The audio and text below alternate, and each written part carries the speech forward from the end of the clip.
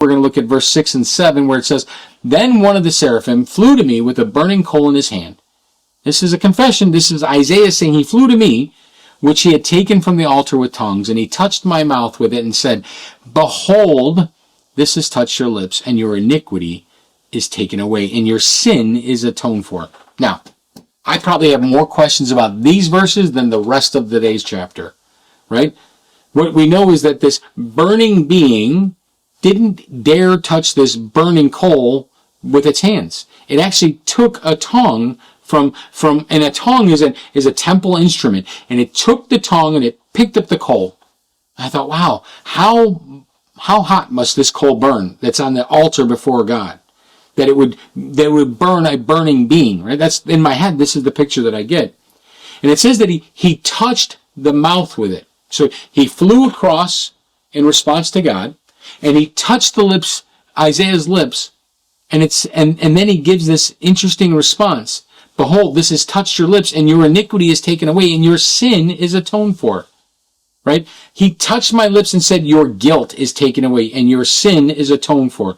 A burning angel brings a burning coal from God's altar, touches Isaiah's mouth, and says, "You're clean." He purifies him in this single moment. And I think there's so many pictures here, like from the picture of the reverence that the angel has by using, by not taking and touching a holy thing like the burning coal, and he doesn't make it common. And I think this is a really beautiful picture. But I've asked myself a couple of questions. There's no blood here. There's no blood in heaven's throne room.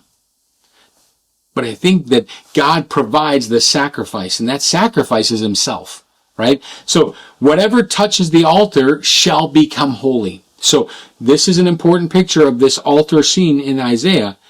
The altar's fire came down from Yahweh, and it must never go out. Leviticus chapter 9. And in Matthew 9:23, it says it's the altar that sanctifies the gift. So the point here is that the altar's holiness are God's. Right? It's not man's. The coal carries the holiness. So this coal that's on the altar before a holy God is being transmuted. The holiness of this is being transmuted to Isaiah's lips. Why? Because God's altar makes things holy because it belongs to God. Everything is about God. So in Isaiah 6, God applies holy fire from his altar to Isaiah's confession. And this signals that atonement is God's provision.